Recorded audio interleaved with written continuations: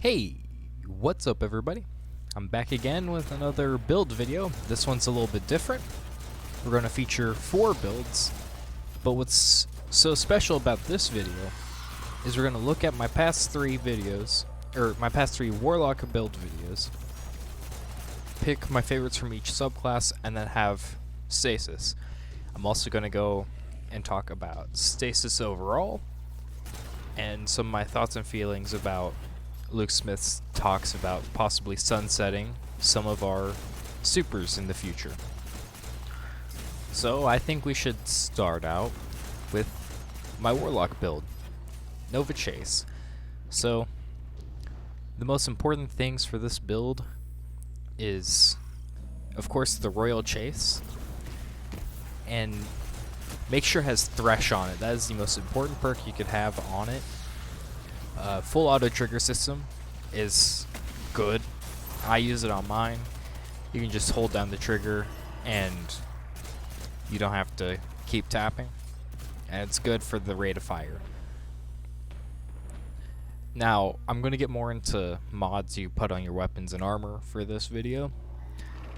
You can use hipfire grip on Royal Chase because you need something for close range, and I do address that with other weapons in this build, but it's nice to have that. I switched to rank and file on mine. That way I could just clear ads faster to get my super faster. My other weapons that I use were Chaperone, so I could have some quick major clear, and then also Falling Guillotine for heavy boss damage and large groups of enemies swarming me. So now you see the rolls each weapon has. Now I'm going to get to the armor I used. The most important thing in this build has to be Nezarec Sin. If you don't know what it does, basically void kills give super energy, which is why I picked Falling Guillotine over any other heavy. It's a void. It's a sword that does more damage than most swords. I could have picked Lament and then used maybe a perfect paradox, but with Falling Guillotine, if I get a kill, I make my abilities regen faster. And also, a warning about Nezarec Sin, it is bugged right now.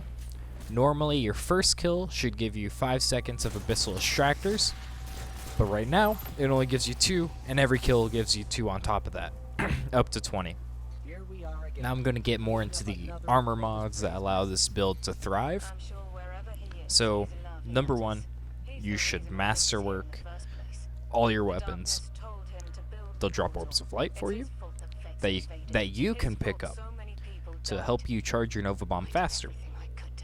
But also, back to Season of the Dawn, they brought in Charge with Light mods. So you should grab Gathering Light so that you can get stacks of Charge with Light. I'd recommend stacks on stacks. And then High Energy Fire. If you don't know what that does, basically, when you're charged with light, your weapons do more damage until you get a kill, and then it consumes a stack. And then on top of that, which this is only for Season of the Hunt, sadly, you can still use this build afterwards, but it'll be slightly less potent. So 2 of the seasonal artifact mods. You have Berserker, and I can't remember the name of the other one, but void melee kills give you super energy. You're not going to be getting too many void melee kills for the most part, but Berserker, after supering, you do more damage, which is great. So you can throw your Nova Bomb at the boss, you'll get a damage boost, and you might have High Energy Fire. I don't think they stack, but it's a nice damage boost for your Royal Chase to clear out ads faster. You're going to have Abyssal Extractors possibly if you killed a major or a boss, or ads with your Nova Bomb, and then whatever you kill, Royal Chase afterwards, getting you your super energy back and any other abilities you used. So it's this cyclical just recharging and spending of your super, and spamming with Royal Chase to take out enemies mid to long range. If something gets in your face, you have a Chaperone or Falling Guillotine to burst high health enemies.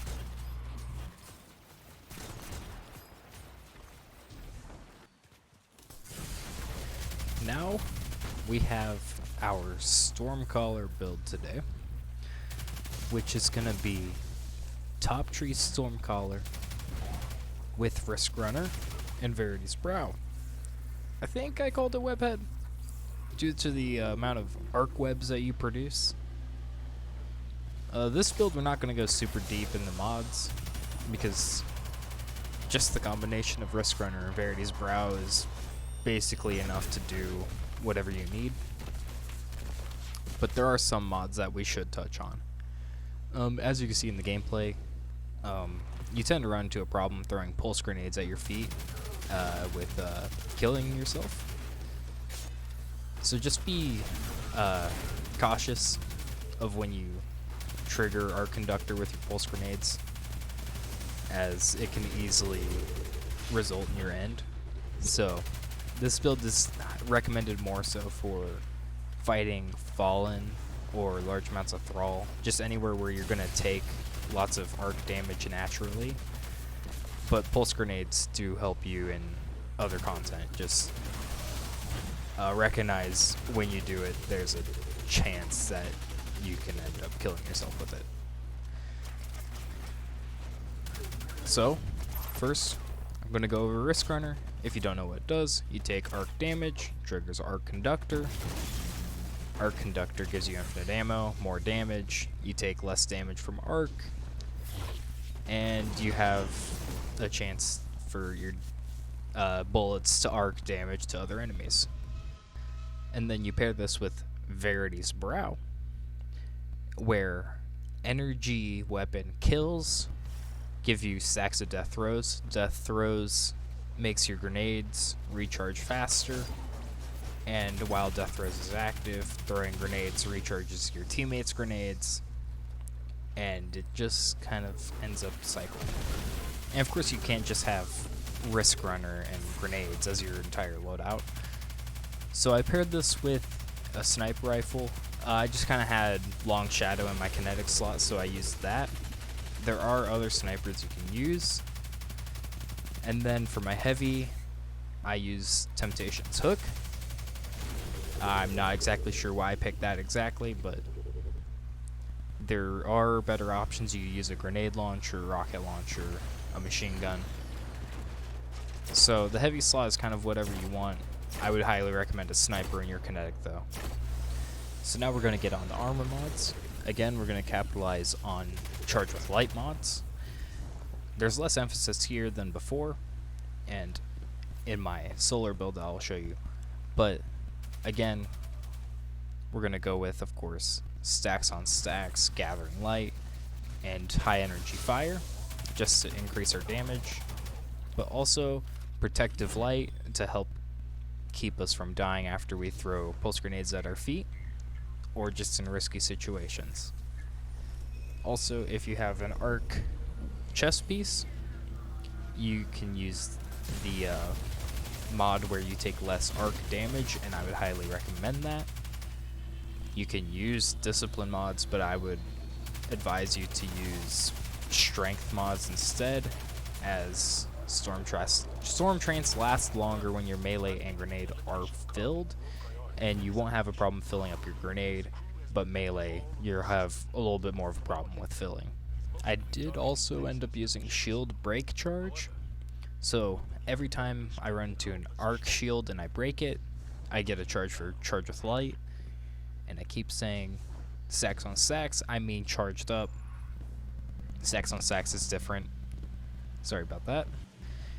And that'll pretty much wrap up our Stormcaller build for today. So I'm going to move on to Solar, and then we'll finally get to Stasis. Now we are finally on our Solar build. This build is probably our most reliant on mods. So if you don't have these mods, you'll have to wait for Banshee to sell them, which is really unfortunate that that's how it works, but these mods are really good, and I'd recommend anyone try them out in any build. So let's get into it. I previously called this build the Death Cleric, which I think is pretty fitting, being that we're using Warlock and we're just trying to go through ads and majors. So this build, I centered it around Python, the Gambit Pinnacle weapon or ritual weapon from Season of the Dawn. And if you don't know what makes it special, basically it has 1-2 punch and overflow, so it can get up to 10 or 12 shots in the magazine if you pick up special ammo. But I have 2 other shotguns with me. I also have tractor cannon, and I have perfect paradox, but if you've done Deep Stone Crypt and you have heritage, use heritage instead. It will help you a whole lot more. Now, seeing that I'm running triple shotgun, you might be thinking, how do I have so much ammo for them? Well, that's where we get the Season of Dawn mods for Charged with Light. So, of course, make sure you have Gathering Light, and then Charged Up. But also, you're going to have to use Heavy-Handed and pair that with Quick Charge.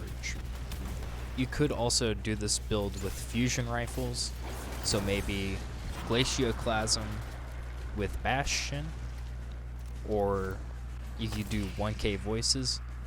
I wish there were more heavy fusion rifles. I don't believe it works with linear fusion rifles, but it might, because in other cases in the game, linear fusions do count as normal fusions, so you might have to test that on your own. So basically, heavy-handed and quick charge, you have to put those on arc armor and pair it with another arc mod. Also, make sure you have shotgun loader, shotgun reserves, and I'd say shotgun dexterity, ammo finder, and scavenger are really nice for this. Basically, when you get kills while surrounded, if you get kills with shotguns, you get ammo in all of your shotguns. So that'll keep you up in ammo. If you have finder and scavenger, bricks will give you enough. And you have different shotguns for different tasks with this build. If you're being swarmed by Thrall or something like that, tractor cannon works great to clear them. Python is great for major clear. I had Perfect Paradox, which was pretty decent for clearing ads, or you can use it for quick boss damage if you have Trench Barrel on it. But I would say Heritage would do you a whole lot better. It has longer range, and it has Reconstruction on it, so that's a great perk. So if you have Heritage, use that. If you don't, that sucks. But just make sure you have the right mods for this, otherwise you might run into some ammo problems. And here's a good example of why you need Heritage. As you can see, I was doing next to no damage with my Perfect Paradox. But with Heritage, I would at least be doing some damage, especially if I could hit my headshots. So, High Energy Fire is of course a great mod to have with this. I didn't say that earlier, but you don't necessarily need it, but to help you clear majors, it's great. But before I didn't say what exotic to pair this with, I'll give you 3 options, and I'll tell you my favorite of those. So you could use Winter's Guile, which is okay. It increases your melee damage when you get a kill with a melee. That would be okay on maybe a Titan or a Hunter. But on Warlock, since your melee is slower, it's just not that useful. And if you have Tractor Cannon, you can clear large groups quickly, so why would I waste my time meleeing them with a slow melee? And then there's Felwinter's Helm, which weakens enemies that get hit by a blast after you get a kill with a charge melee, something like that. That's a fine option, but if you want to weaken enemies, you already have Tractor Cannon for that, and you don't have to jump through hoops for that. Not to say that Felwinter's Helm is bad, it's just situational at times. But what I think is probably the best option is Karnstein Armlets. Every time you get a melee kill, you'll heal to full health, allowing you to stay in the fight longer, especially when you have 1-2 punch going, or if you melee a thrall when you're trying to proc trench barrel on your kinetic shotgun. You could also use transversive steps, or if you have heritage, you could even use chromatic fire to help clear out ads with your kinetic weapon instead of your heavy. But I would highly recommend Karnstein to get a melee, heal up completely, and just stay in the fight since you're already in close quarters as it is. So, again, Python, Tractor Cannon, Karnstein, and Heritage is probably your best bet. Make sure you have heavy-handed and quick charge. Of course, Gathering Light's great, and then high energy fire will help you a lot too.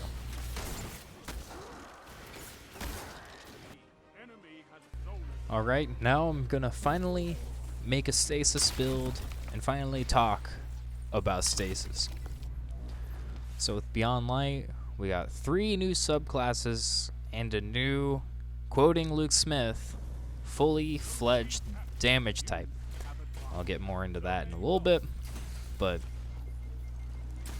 let's just get into the build.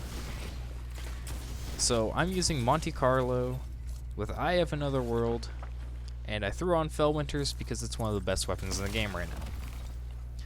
Now, if I don't sound very happy about this, and even less happy than I normally do, it's because I'm not a huge fan of Stasis, if I'm being honest.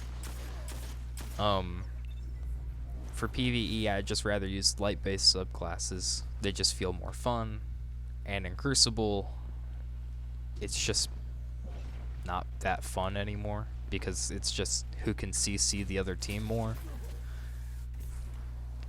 And I really capitalize on that with this build, using Eye of Another World to make my melee, grenade, and rift charge faster, so that I can freeze people with all 3 of those abilities. I was using not cold snaps, I was using dusk fields. Cold snaps can also work, but dusk fields are just so powerful with the fact that they suck people in, they continually damage so they can't regen, and it freezes them and slows them. So then you use Monte Carlo to keep your instant freezing melee up all the time. Everything else about the armor really doesn't matter, just keep your ability stats up and you should do fine. I'm gonna be honest, I'm not the hugest fan of Stasis. Maybe that's because we're not done getting aspects and fragments for it, but I think there's more to it than that. I just feel like we went from the light base subclass system and D1 to something honestly kind of worse. Light-based subclasses aren't great because you don't have that freedom of choice that you did in D1,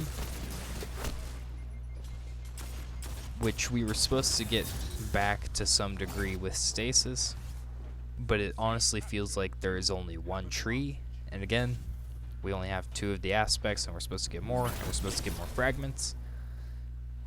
But one of the main things I feel is important to making the different trees feel different within the other subclasses in D2 is the different melees and supers.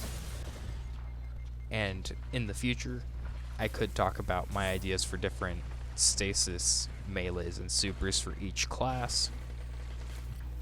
but that could be a video for another day. Looking back at D1 and how it was set up with the different perk nodes, if you separate the 3 trees in the light-based subclasses into super, melee, and then 2 neutral or passive abilities associated with that tree, it looks a whole lot like D1's subclass customization. So they could just separate into that. You would find some balancing issues with that likely.